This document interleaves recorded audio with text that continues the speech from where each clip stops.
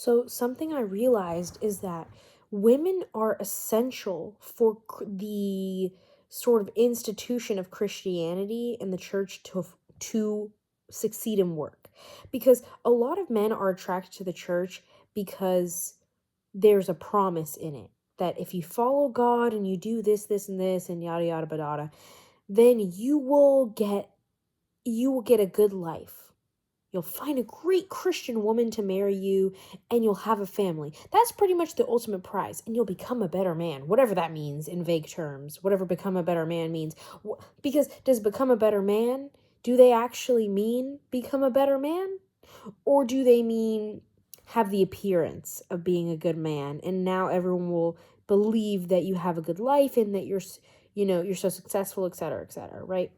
And I think a lot of these men are not really striving to be actual better men. They're just striving to have the markers of a good Christian man, right? The wife, the kids, I don't know, good job, whatever, right?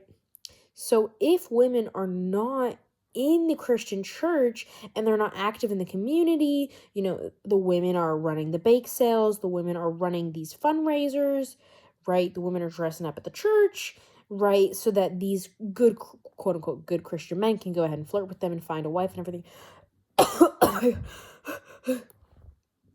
Right? The women are having these kids that are then becoming a part of the church community, which sort of like grooms the new generation for the church community. You see what I mean? So, and then also, the women are pretty much essential to the choir. Obviously, men can be in the choir, but I'm just saying, like, all those women that are doing the singing, right? That's pretty essential stuff.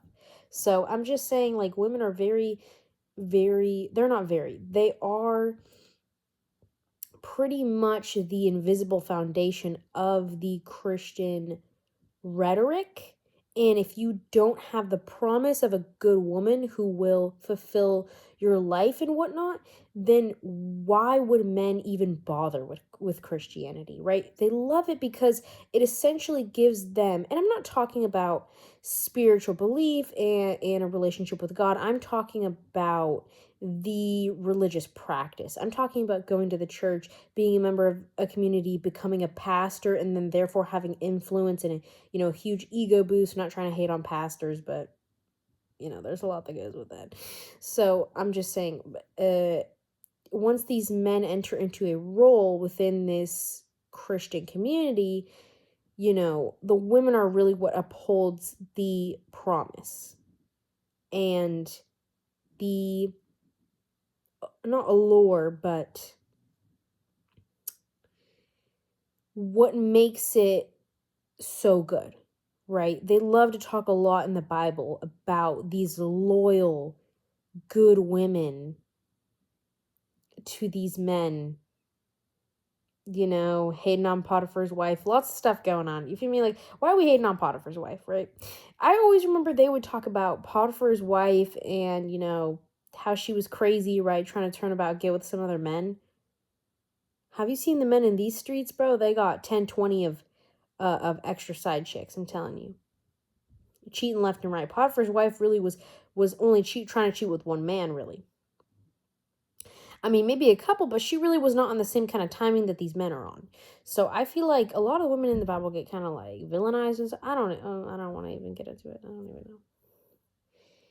Anyways, what I'm trying to say is that if these women were not upholding these ideals and fulfilling these action items and these roles within the church, the entire, not constitution, but institution of Christianity would fall apart.